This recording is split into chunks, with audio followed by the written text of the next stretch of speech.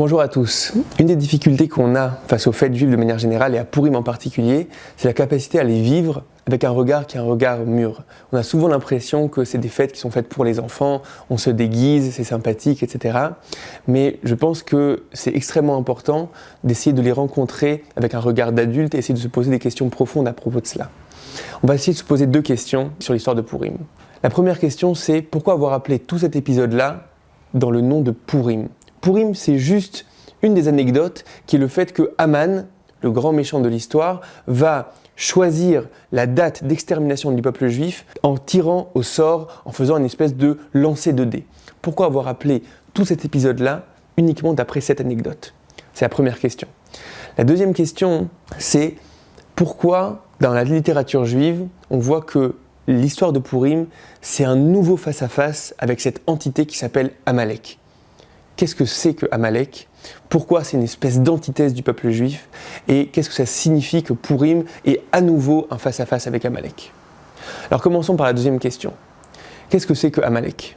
Pour essayer de comprendre cette histoire-là, il faut revenir à la première rencontre qu'on a eue avec Amalek. La première rencontre qu'on a eue avec Amalek, c'est au moment de la sortie d'Égypte, où Amalek va être un peuple qui va fondre sur le peuple juif, et alors que nous sommes un espèce de peuple de réfugiés, va nous attaquer alors qu'on est sans défense.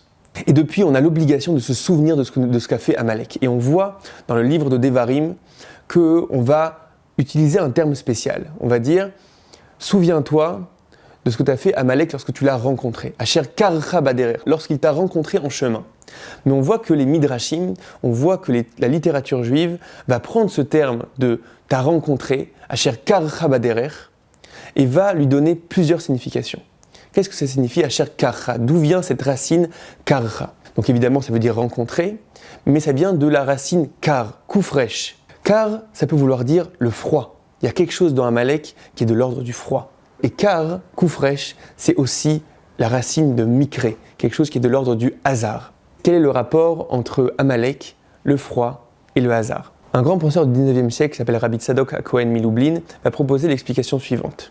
Rabbi Tzadok HaKohen Milublin va prendre le célèbre midrash qui compare le peuple d'Israël à sa sortie d'Égypte comme un bain d'eau brûlante et que Amalek va venir et en se plongeant dans ce bain d'eau brûlante, en nous déclarant la guerre, il va refroidir ce bain d'eau brûlante. Rabbi Tzadok HaKohen Milublin explique la chose suivante. Lorsque le peuple d'Israël sort d'Égypte, d'une certaine manière, il y a quelque chose qui est brûlant, qui est de l'ordre du chaud, qui est de l'ordre d'une réalité extrêmement énergétique. Essayons d'expliquer ça. Le peuple d'Israël a été témoin d'un dévoilement de l'histoire.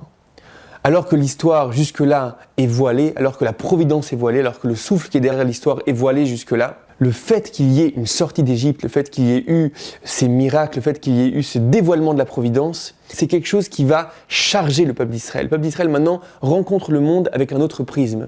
D'un coup, le monde n'est plus une réalité neutre, le monde est quelque chose qui est plein de sens, qui vient de quelque part et qui va quelque part. C'est quelque chose qui va charger le peuple juif d'un sentiment qui est un sentiment de chaleur, comme si tout avait une intensité, tout a un sens.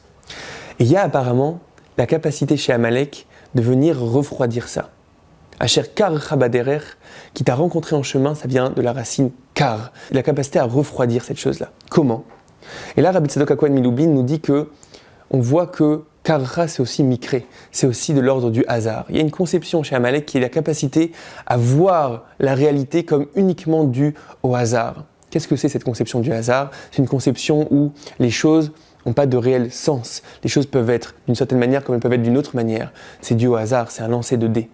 Et donc, cette conception-là va réussir à vider cette intuition qu'on a que le monde a un sens, va réussir à la vider et à la refroidir. Comment Amalek a fait ça face au peuple d'Israël ? On ne sait pas exactement, mais ce qui est sûr, c'est que ici, la figure d'Amalek, qui jusque-là, on pouvait la comprendre uniquement comme une espèce de figure antithèse du peuple juif par sa cruauté, par sa capacité à prendre un peuple de réfugiés et les attaquer, là on voit, d'après cette explication de Rabbi Tzadok HaKohen Milublin, qu'il y a un angle qui est un peu différent. Amalek, c'est peut-être plutôt le vide, le froid, la conception du hasard. D'une certaine manière, Amalek ici, c'est le nihilisme.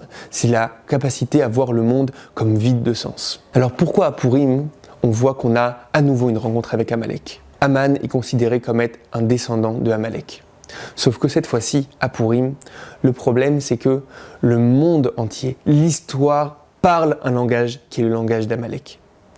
L'histoire, de manière générale, a l'air d'être cachée, a l'air d'être absurde, a l'air d'être vide et a l'air d'être froide. Et on voit que même dans la manière d'écrire la Megillah, on voit qu'il y a une volonté de présenter cette histoire comme complètement absurde. L'histoire de la Megillah, si vous regardez au début, c'est des jeux de cour. C'est un roi ivrogne qui veut faire venir sa reine pour montrer à tout le monde sa beauté, et elle ne veut pas venir, et donc il va la faire exécuter, il va chercher une autre reine, et il va s'avérer que c'est Esther. Et on voit que son bras droit, par ego, veut que tout le monde se prosterne devant lui, et il y a un juif qui ne va pas se prosterner devant lui, et donc il va décider d'éradiquer tout le peuple juif, parce qu'il y a un juif qui ne s'est pas prosterné devant lui, et donc on a l'impression qu'on est face à une histoire qui est complètement aberrante, absurde, où un des peuples les plus centraux de l'histoire, le peuple juif, va pouvoir être éradiqué, exterminé, juste pour une histoire d'ego et pour une histoire de narcissisme. Et c'est important que l'histoire de Purim soit justement rédigée de cette manière-là. Parce que pour la première fois de l'histoire du peuple juif, on est face à un monde qui parle ce langage-là. On est face à un monde où il n'y a plus de providence qui est dévoilée. On est face à un monde où le peuple d'Israël est pour la première fois en exil, où le peuple d'Israël ne peut pas jouer son rôle. On a l'impression que peut-être que le rôle d'Israël est terminé et peut-être qu'on doit s'assimiler parmi les peuples. Et donc maintenant, ce qui va nous diriger, ce qui va diriger l'histoire, c'est les règles de la réal politique ou c'est les règles de cour. Et c'est important de se rendre compte que pour la première fois à Purim, on est face à un monde qui parle un langage d'Amalek, qui parle un langage de vide, qui parle un langage de hasard. Et c'est pour ça que la fête de Purim s'appelle Purim. On a pris tout cet grand événement-là, toute cette histoire-là, qui est l'histoire du sauvetage du peuple juif, et on l'a appelée d'après cette anecdote, qui est l'anecdote du fait que tout va être décidé par un lancer de dés.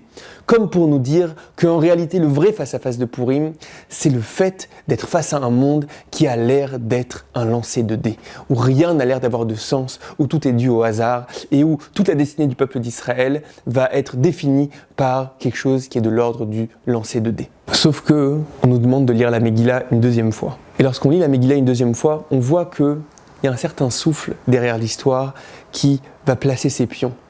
Et Mordechai va être à un certain endroit à un certain moment. Et Esther va être à un certain endroit à un certain moment.